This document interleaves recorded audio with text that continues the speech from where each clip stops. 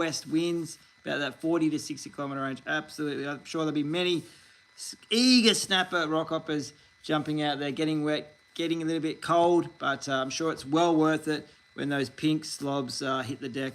Now, as always, I want to thank everyone that's joined the channel. I really appreciate it on YouTube. I want to thank my Facebook community, my family, my Facebook subscribers, as always, for joining us, and have a little moment of time. So time is obviously key. Make the most of the time when you can. So I want to jump on, say quick hello, check in on everyone, go through a few of the weekend sessions. I've been fishing a lot less lately, and that's okay. Other things have popped up, work commitments, family commitments, and you just got to make, you get a little small window of time, go out, wet a line, make the most of it. I just wanted to go through first a couple of soft plastics that I've been using recently. It was very interesting this morning. Headed to a local rock wall down in Fremantle, and I was definitely, I was a little bit hesitant because we had a falling barometer. I really don't like northerly winds. Northwest winds are really good for snapper land-based, but I don't really like northerly winds.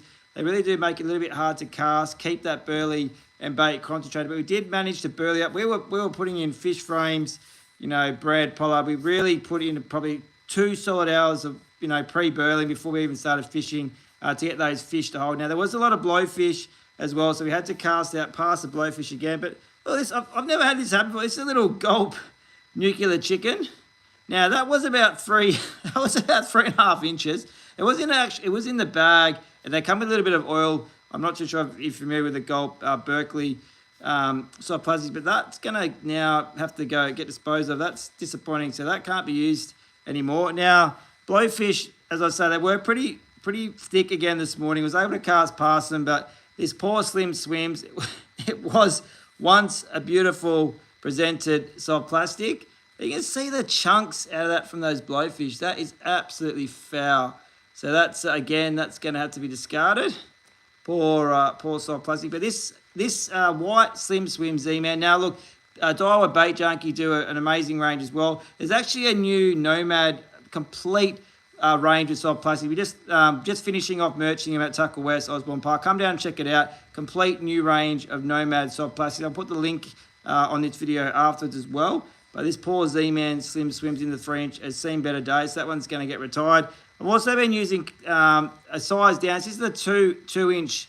It's sort of like a clear. Get that right in there. I like the little tail, little movements. So these are really, I've been finding is really, really effective when the herring aren't hitting baits. Micro jigs, hard bodies. These soft plastics have been working really, really well. And again, I'm having a discussion with a couple of anglers this morning down the rock wall, and I was asking I really like meeting people on the water and just talking, how about, just finding out ways that they go about it, because we're always learning. We can always try to change our luck, so to speak, when we're having a tough time of things. Some months you just can't buy a fish. Everyone else around you is catching fish, and it's hard. Sometimes you get caught in your own thoughts and your head, and you start questioning yourself, but it's not you. It's just you have these bad runs. But I was talking to a few anglers this morning, and some of them said, yeah, I really like these slim swims, but I like them in the 3 and the 4 and 5 inch larger size. And they were saying they were catching skippy, herring, flathead, lots of species. I actually saw some salmon this morning as well, but before you get too excited, they were salmon trout, local to the area, not actual migrating salmon, but they've had a few follows on the hard bodies before I switched over to the soft plastics. That was really cool, really exciting. We caught a couple of skippy this morning, all undersized, but that's okay. But said these slim swims, if you haven't seen them, go and check them out. I like these clear ones, and I also like the white. This one's only a 2-inch. I'm probably going to grab a few 3-inch and 4 inches as well for the next few sessions. I've been liking these headlocks, these tackle tactics. And again, if you're not too familiar with the numbering and stuff, I'll just quickly go over it. So at the top, it's your size, which is a 1/4 inch, which is actually the size of the actual jig head. That's your weight. That's how you're going to actually cast the soft plastic out. I'm pretty sure that's about 7 grams, that 1/4 inch. So and then you've got all your numbers here. We've got a size 1, and then we've got a H. So it's a heavy duty hook. They do mediums, they do lights as well. But really good heads again. And you see, I'll just grab one out. It's pretty new, these ones, so I'm trying not to pin myself. They've got that ribbing on there. See if we can zoom right in. And that's actually what the soft plastic is going to grab to. And I see a lot of people as well, they actually pierce the soft plastic and then they'll actually wrap it over the, where you tie your line or your clip to as well. So really cool, but I'm liking these sort of that 1/4 inch size, and I usually do a size 1 or size 2 hook. But obviously on the rock walls, you will lose a few fish if you haven't got a net. As when you're pulling them up out of the water and they start shaking and carrying on, they do fall off. But I said, have a go at what that blowfish has done to that. That is it's absolutely smashed it. As I said, the slim swims, sort of in this clear and the white, but really, really effective. This morning, definitely outfished the bait, outfished the hard bodies, outfished the micro jigs. But, there was a lot of factors this morning. We had a dropping barometer. We had that northerly wind. As well with the northerly winds, creates that current. That current was just absolutely pushing, right to left. It took about an hour and a half, 2 hours to actually get the burley to sort of do its job, bring those fish in. Tons and tons and tons of herring for days. We actually sent a few out live. Didn't get any interest from a snapper, mulloway, sambo, Samson fish, nothing this morning. That's okay.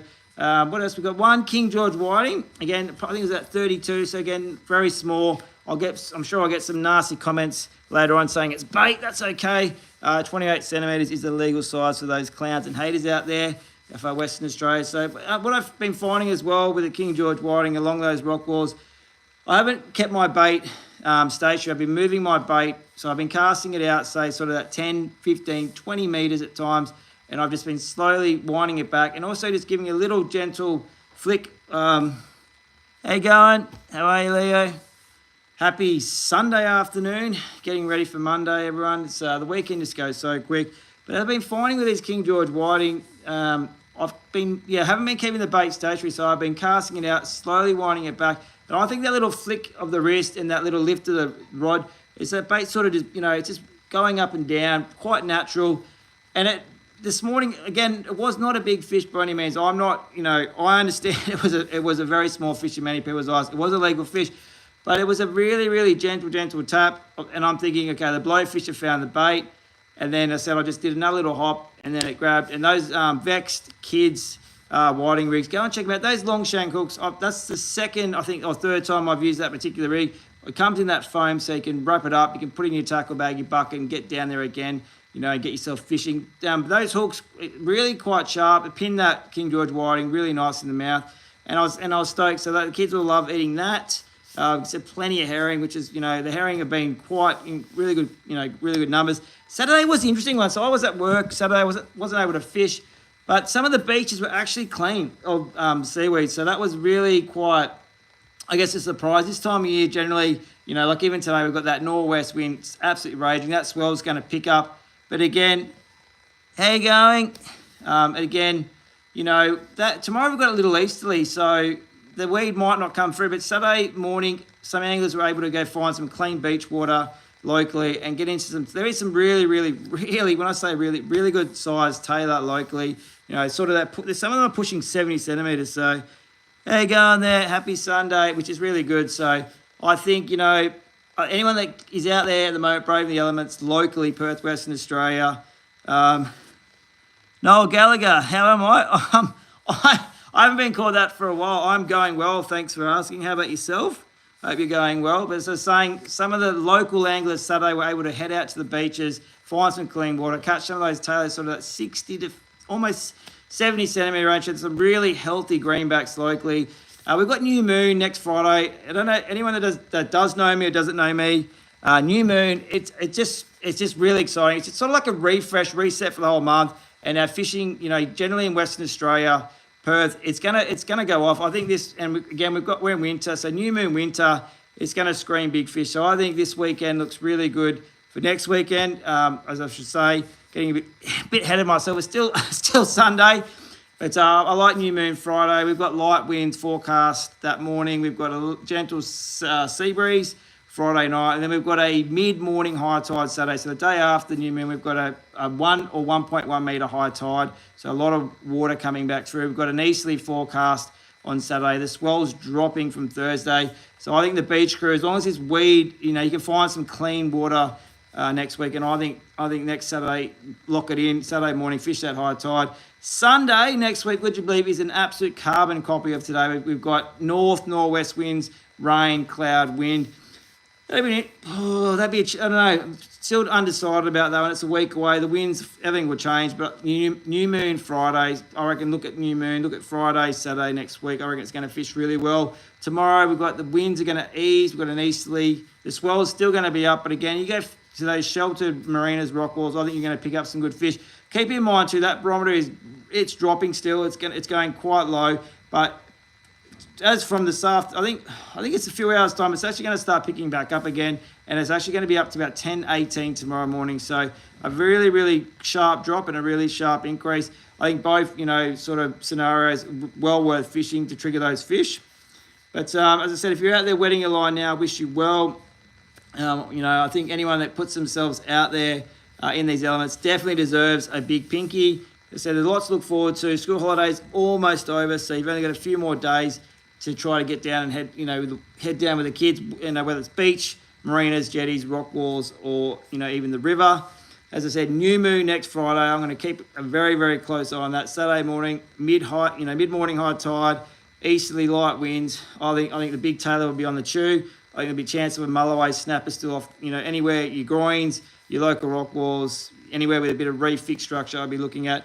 There's a lot to look forward to, so we'll unpack it as the week unfolds next week. As always, just want to thank everyone for watching. Want to thank all the actual content creators out there, boys, girls, men and women, that are working, grinding it out, getting out there, doing what they love, sharing their passion, putting the content out for all of us.